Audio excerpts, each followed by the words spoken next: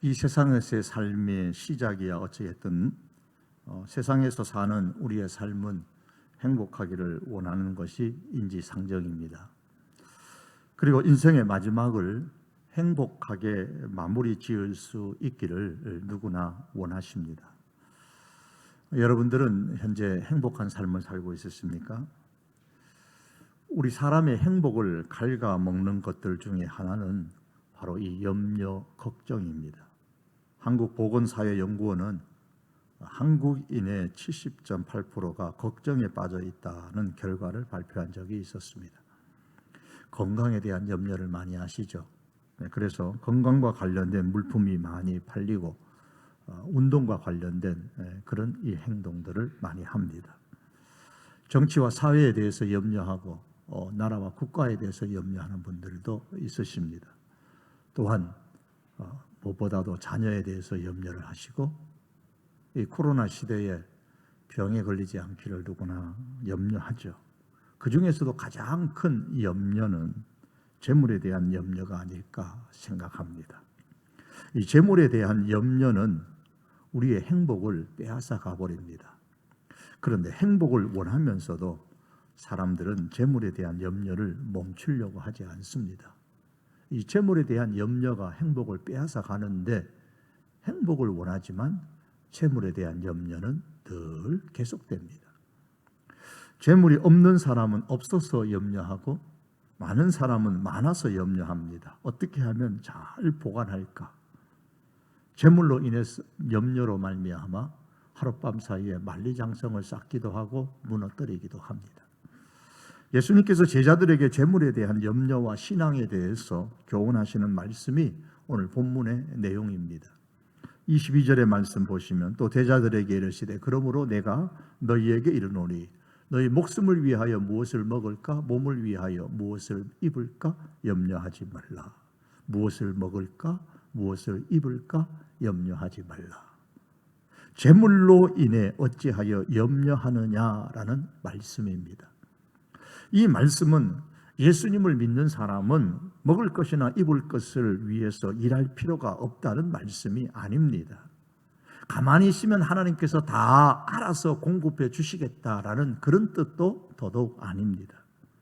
본문 앞에 보면 재산 상속 문제로 중재해 줄 것을 요청하는 사람이 나오는데 그를 향하여 예수님께서 삼가 모든 탐심을 물리치라고 하셨습니다. 탐심을 물리치라라는 이 교훈을 분명하게 더 가르쳐 주기 위하여서 그 다음에 어리석은 부자 비유 말씀을 주셨습니다.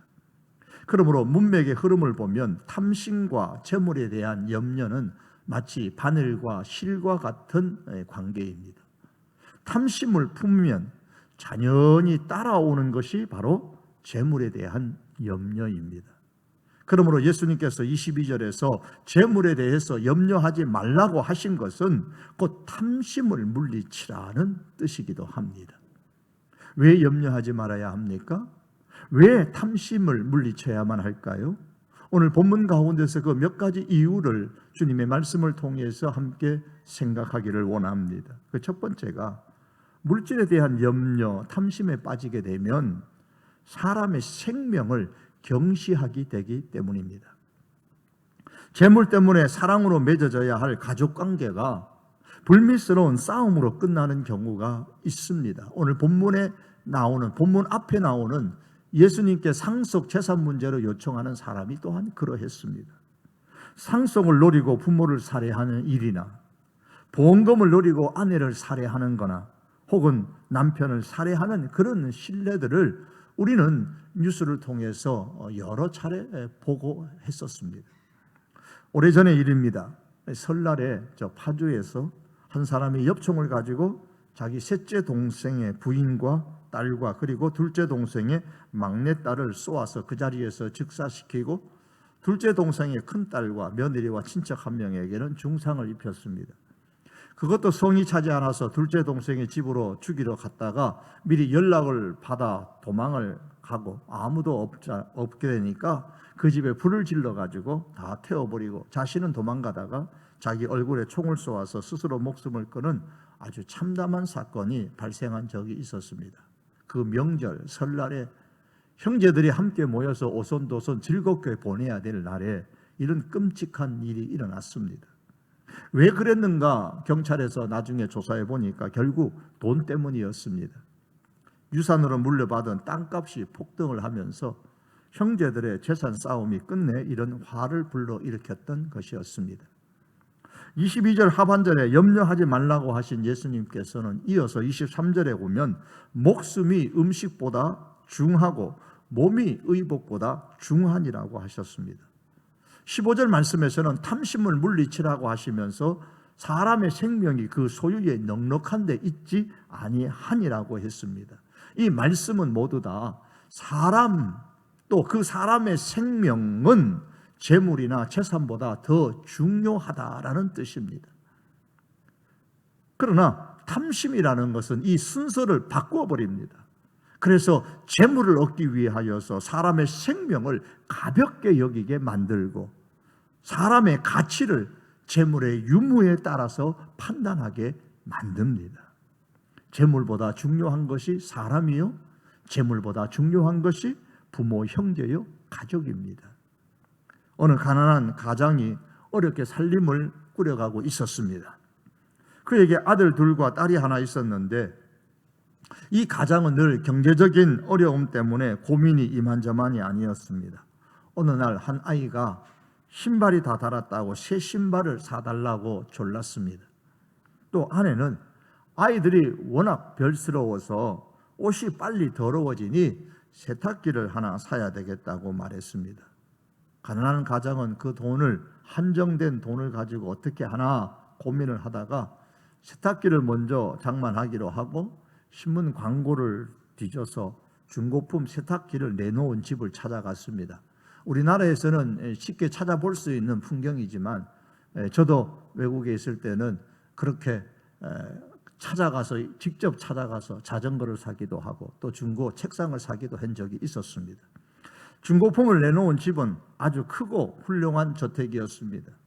주인 부부는 친절하게 그를 맞이했습니다. 아주 싼값에 세탁기를 구입한 그는 기분이 좋아서 주인 부부와 이런저런 이야기를 나누기 시작했습니다.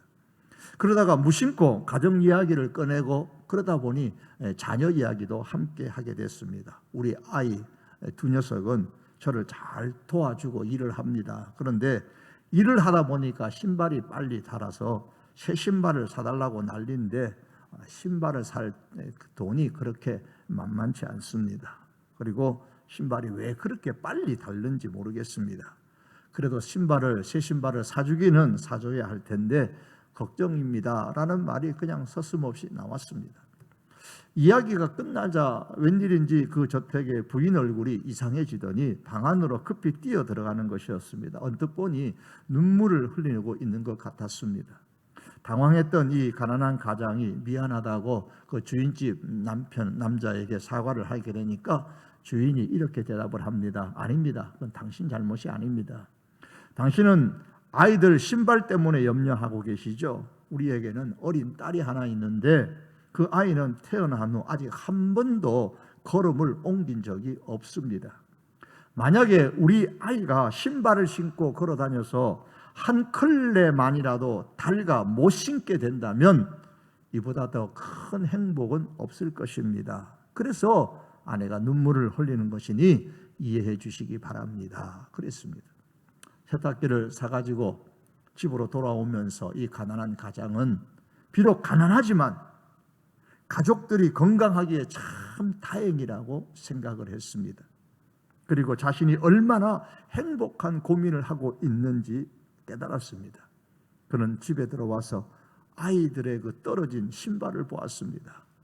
그 염려 덩어리였던 그 신발들이 그렇게 사랑스럽게 보일 수가 없었습니다. 사랑하는 성도 여러분, 재물을 얼마나 원하십니까? 살면서 어찌 재물이 필요하지 않겠습니까? 누구에게나 그런 재물이 필요합니다. 그러나 오늘 예수님께서는 재물에 대한 탐심에 빠지지 말라고 하셨습니다.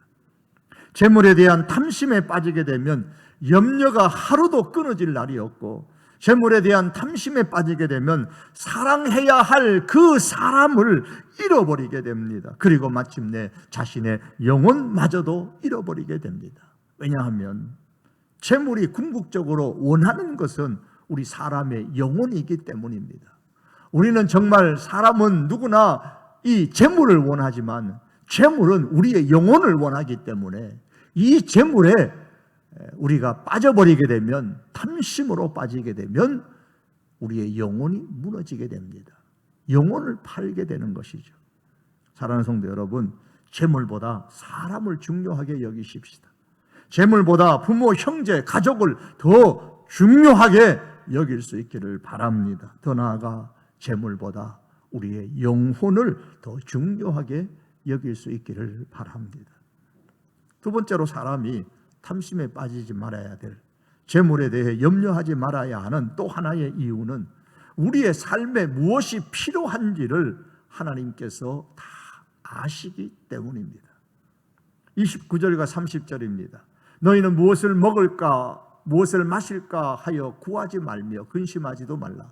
너희 아버지께서는 이런 것이 너희에게 있어야 할 것을 아시느니라. 이런 것이, 먹을 것, 마실 것, 이런 것이 우리에게 있어야 할 줄을 아신다고 하셨습니다. 대학교 총장 부부가 미국 집회를 마치고 워싱턴에 있는 어느 교회에 예배를 드리러 갔습니다. 그날 목사님의 설교는 소경 바디메오에 관한 설교였습니다.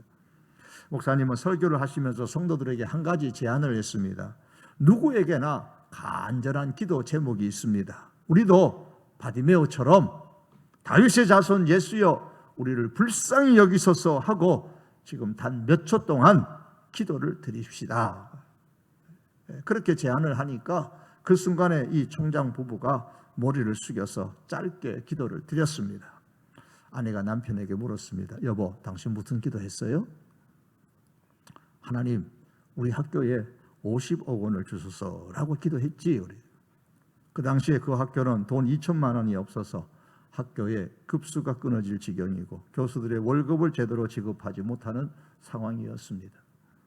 50억 원이라는 그 자체가 큰 액수이기도 하지만 그런 상황에서 50억 원이라는 돈은 상당히 훨씬 더 큰 돈이었습니다. 축도를 마친 후에 목사님께서 몸이 아프거나 절박한 기도 제목이 있는 분은 이곳 단상 위로 올라오십시오. 제가 기도해 드리겠습니다. 라고 했습니다. 그 말이 끝나기도 무섭게 처음으로 교회를 그 교회에 방문한 거예요.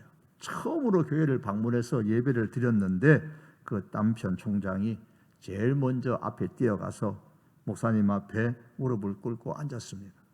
사람의 눈을 전혀 의식하지 않은 채 또 한 사람의 바디메오였던 겁니다. 그로부터 5개월 후에 뜻밖의 전화를 받았습니다. 어느 회사의 회장이 58억 원을 그 대학에 후원하기로 결정했다는 소식이었습니다. 그 당시 그 학교는 그 돈이 없었더라면 학교의 모든 기능이 마비될 위기에 처해 있었습니다. 그 총장의 지나온 이야기의 간증이었습니다. 너희 아버지께서는 이런 것이 너희에게 있어야 할 것을 아시느니라. 벼랑 끝에 서 있을지라도 하나님은 멀리서 계시는 분이 아니라 내가 서 있는 바로 그 벼랑 끝에 우리와 함께 서 계셔서 우리가 떨어지지 않도록 꽉 잡아주십니다. 왜냐하면 하나님은 우리의 형편을 너무나 잘 아시기 때문입니다. 사랑하는 성도 여러분, 하나님께서 지금 우리에게 내게 있어야 할 것을 아십니다. 아시면서도 우리를 향하여서 기도하라고 말씀하십니다. 그렇다면 지금 우리는 무엇을 위해 하나님께 기도하시겠습니까?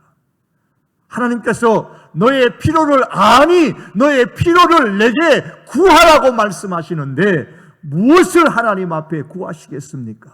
그 기도를 마음속으로 행하시기 바랍니다. 염려 대신에 기도하시기를 바랍니다. 성경이 말씀하는 대로 아무것도 염려하지 말고 오직 모든 일에 기도와 간구로 너희 구할 것을 감사함으로 하나님께 아뢰라. 이 말씀대로 이 한 주간도 우리가 실천할 수 있기를 바랍니다. 하나님을 믿는 사람들이 염려하지 말아야 될 또 하나의 이유가 있는데, 그것은 하나님은 예수님을 믿는 우리를 귀하게 여기시기 때문입니다. 자식을 귀하게 여기는 부모님은 그 자녀를 일부러 교육의 목적으로 고생하게 할 수는 있을지언정 벼랑 끝으로 밀어서 떨어지도록 하지는 않습니다. 24절의 말씀을 보시겠습니다. 까마귀를 생각하라. 심지도 아니하고 거두지도 아니하며 골방도 없고 창고도 없으되 하나님이 기르시나니 너희는 새보다 얼마나 더 귀하냐. 새보다 얼마나 더 귀하냐. 하나님께서 아시고 귀하게 여기심에도 불구하고 재물에 대하여 계속해서 염려하는 것은 믿음이 작은 것이라고 지적을 하셨습니다.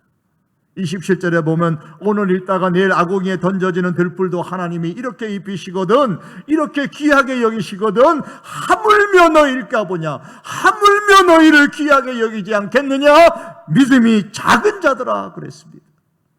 그렇습니다. 성도인 우리는 까마귀보다도 들풀보다도 귀한 존재들입니다. 하나님께서 공중의 새를 기르시고 들의 백합화를 입히시는 것처럼 그보다 더 귀한 하나님의 자녀로 하여금 이 땅에서 먹고 입고 살게 해 주십니다. 그럼에도 불구하고 재물에 대한 염려는 바로 탐심 때문에 생기는 것입니다. 탐심을 먼저 버려야 염려를 버릴 수가 있습니다. 어떻게 탐심을 버릴 수 있습니까? 그 비결은 이제 예수님께서 31절에서 말씀하십니다.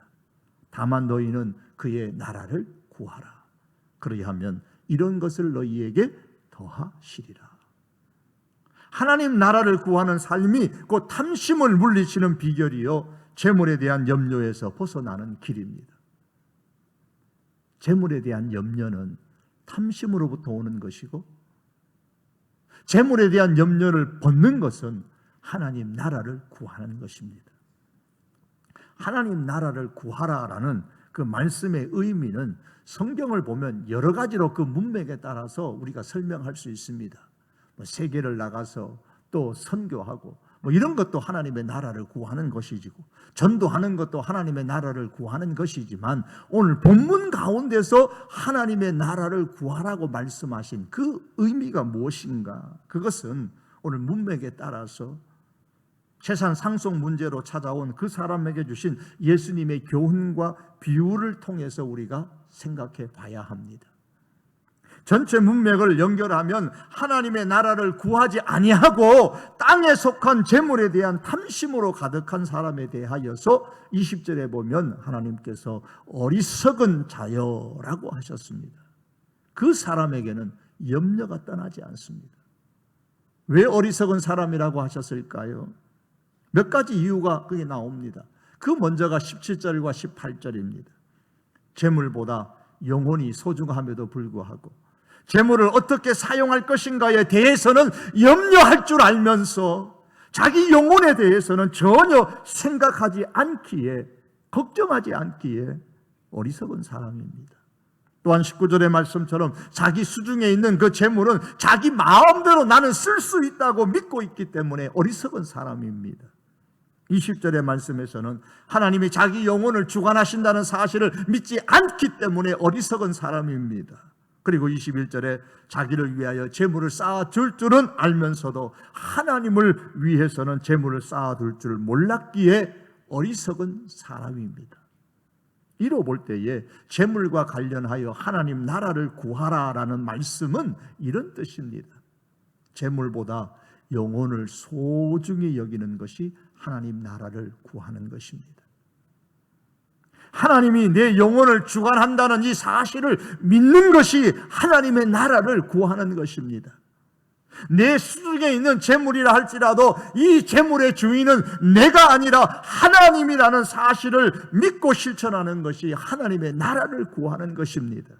그리고 내 자신을 위해서 재물을 땅에 쌓아두지 아니하고 하나님을 위해서 하늘에 쌓아두는 사람이 바로 하나님의 나라를 구하는 사람입니다. 이런 하나님의 나라를 우리가 구할 수 있기를 바랍니다. 그럴 때에 재물에 대한 염려로부터 우리가 자유함을 얻을 수가 있습니다. 이 하나님의 나라를 구하라는 이 말씀을 요점으로 정리해서 이제 33절과 34절에서 예수님은 이렇게 말씀하십니다. 우리 다 같이 33절과 34절 함께 읽으시겠습니다.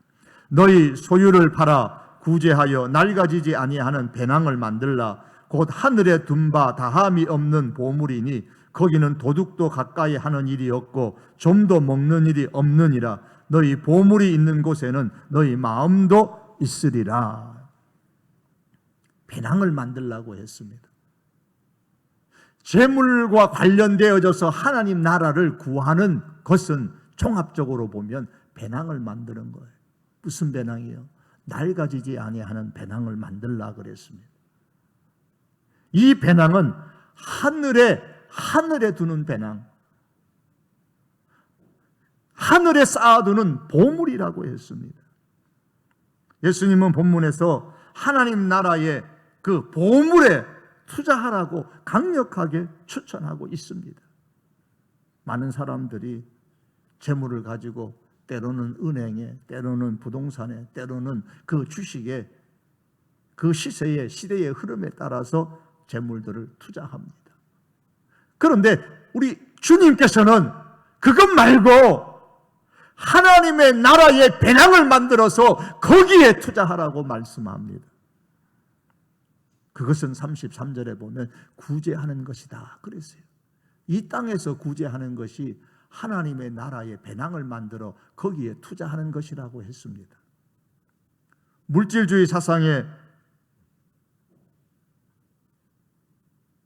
우리가 살아가면서 이 물질로 인한 염려를 하지 않을 수 있는 그 비결은 오직 하나밖에 없습니다. 하나님 나라를 구하는 것뿐입니다. 그런데 재물과 관련하여 하나님의 나라를 구하는 것은 움켜잡은 손을 펴서 구제하는 것입니다. 내가 이 땅에서 지금 구제하면 그것이 하나님의 나라에서 쌓인다고 해요. 투자가 되어져서 계속 쌓인다고 했습니다. 재물에 대한 탐심은 손에 끌어서 모아 움키는 데 집중하게 만들지만 그 결과는 결국 염려와 걱정입니다. 아무리 끌어모아 움켜잡아도, 많은 것을 움켜잡아도 여전히 염려와 걱정에서 벗어날 수가 없습니다. 탐심의 마음을 품고 예수님을 찾아온 사람을 향하여 예수님의 결론이 그겁니다. 움켜진 손을 펴서 구제하라, 이 말씀입니다. 구제하기 시작할 때에 너의 탐심이 사라지게 될 것이고 재물에 대한 염려 또한 함께 사라질 것이라고 우리 주님께서 말씀합니다. 얼마 전에 뉴스에 보니까 이제 신생, 그러나 이제 대기업이 됐죠. 대기업의 김모 회장이 자신의 재산의 50%를 사회에 기부하겠다, 그리고 실천하겠다고 그런 뉴스가 나온 적이 있었습니다. 그 뉴스를 보면서 생각했습니다. 우리 성도들이, 우리 그리스도인들이, 우리 성도교회 교원들이, 우리 젊은이들이 정말 부지런히 일하고 열심히 일하고 하나님의 축복을 물질적으로도 많이 받아서 주님의 이름으로 어린아이 하나를 영접하면 곧 예수님을 영접하는 것이고 하나님을 영접하는 것이라고 했는데, 예수님의 이름으로 이 사회에 그렇게 많이 물질을 기부할 수 있었으면 얼마나 좋을까. 그런 자녀들이 우리 성도교회에서 많이 일어났으면 좋겠다라는 생각을 해보았습니다. 특별히 우리 성도의 그 구제는 하늘나라의 그 펀드에다가 투자하는 것과 같습니다. 움킨 손을 펴서 줄 때마다 하늘의 창고에 우리의 보물이 쌓입니다. 하늘의 보물에 투자하면 염려가 없어요. 왜냐하면 거기는 오늘 예수님 말씀에 의하면 도둑도 가까이 하는 일이 없고 좀도 먹는 일이 없기 때문입니다. 여기서 도둑과 조문, 내 재물을 빼앗아가는 어떤 상황이나 어떤 존재를 의미합니다. 그런데 하늘의 보물을 투자하면 내 재물을 빼앗아갈 상황도 일어나지도 않거니와 또 빼앗아가고 훔쳐갈 어떤 존재도 없기에 안전합니다. 요즘식으로 말하면 주식에 투자하고 펀드에 넣어두면 가격이 떨어질까 올라갈까 염려하고 걱정하고, 조금 올라가면 좋아했다가 떨어지면 또 한숨 푹푹 쉬고. 그러나 하늘나라에 투자하면, 거기에 보물을 쌓아두면 계속 상승만 할 것입니다. 그러니 염려가 없잖아요. 계속 상승만 하는데. 반면에 땅의 것에 투자하면 염려가 끊이지 않게 됩니다. 왜냐하면 성경이 이렇게 말씀하기 때문입니다. 마태복음서 6장 19절에 보면 너희를 위하여 보물을 땅에 쌓아두지 말라. 왜냐하면 거기는 종과 동록이 해하며 도둑이 구멍을 뚫고 도둑질하느니라. 한마디로 잃어버린다는 겁니다. 도둑질 당한다는 겁니다. 도둑이 직접 들어와서 훔쳐가는 것도 도둑을 맞는 것이고, 사업을 하다가 실패하는 것도 도둑을 맞는 것이고, 주식과 부동산에 투자했다가 가격이 하락되어져서 많은 손실을 보는 것도, 그것도 도둑 만든 것이고 좀이 쓰는 것이고, 월급보다 물가가 더 많이 올라서 그냥 자연스럽게 좀이 먹고 녹이 쓰는 겁니다. 좀이 먹고 녹이 쓸고 도둑 맞을 때마다 염려하고, 그리고 좀이 먹을까봐 염려하고 녹이 쓸까봐 염려하고 도둑 맞을까봐 염려합니다. 이래도 염려고 저래도 염려입니다. 그래서 땅에 재물을 쌓아두는 것만큼 물질에 대한 염려는 끊일 날이 없습니다. 이러한 염려는 결국 사람의 믿음을 빼앗아가 버리고 영혼을 빼앗아가 버리고 사랑해야 될 사람과의 관계마저도 빼앗아가 버립니다. 그러나 하늘의 보좌에 투자하면 내 마음이 보물이 있는 그 하나님의 나라에 가 있습니다. 우리 예수님 말씀하셨잖아요. 너희 보물 있는 곳에는 너희 마음도 있으리라. 하나님의 나라가 어떤 나라입니까? 하나님의 나라는 평안의 나라고 기쁨의 나라입니다. 그러므로 하나님의 나라에 보물을 쌓아두면 우리의 마음이 자연스럽게 그 하나님의 나라에 가 있게 되고, 또한 그래서 자연스럽게 하늘나라의 평안과 기쁨이 우리의 마음에 넘치고, 그로 인하여 재물에 대한 염려는 사라지고 행복은 우리 가운데로 다가옵니다. 말씀을 맺겠습니다. 어찌하여 염려하느냐? 어찌하여 염려하느냐? 예수님의 말씀입니다. 사랑하는 성도 여러분, 재물보다 사람이 중요합니다. 사람의 생명이 중요합니다. 재물보다 부모 형제가 중요합니다. 재물보다 믿음과 영혼이 중요합니다. 이 순서가 뒤바뀌면 어찌하여 염려하느냐라는 주님의 그 책망을 듣게 될 것입니다. 그러므로 우리가 참으로 행복하기를 원한다면 재물에 대한 염려보다도 내 영혼이 장차 어떻게 될 것인지에 대해서 깊이 생각하는 사람이 되어야 합니다. 하나님이 내 영혼을 주관한다는 사실을 믿는 성도가 되어야 되고, 하나님이 우리의 필요를 아시고 무엇보다 우리를 귀하게 여기신다는 사실을 믿고 살아야 합니다. 더 나아가서 내 자신을 위해서만이 아니라 하나님을 위해서 우리의 재물을 땅이 아니라 하늘에 쌓아두는 그런 성도들이 되어야만 합니다. 염려하는 것 대신에 하나님의 나라를 구하는 삶이 될 수 있기를 바랍니다. 재물과 관련하여 하나님의 나라를 구하는 삶은 움킨 손을 펴서 나누고 구제하는 것입니다. 손을 펼 때에 그때마다 탐심은 사라지게 되고 자연히 재물에 대한 염려가 사라집니다. 손을 펴서 구제하는 것은 하나님의 나라에 내 재산을 쌓아두는 것입니다. 따라서 자연히 내 마음이 하나님의 나라에 가 있게 될 것이고, 하나님의 나라의 그 평안과 기쁨이 우리의 마음에 밀려오고, 그로 통하여 하나님이 주시는 행복이 우리의 삶에 넘치게 될 것입니다. 이런 삶이 곧 저와 여러분들의 우리들의 삶이 될 수 있기를 주님의 이름으로 축복합니다. 기도하시겠습니다. 하나님 아버지,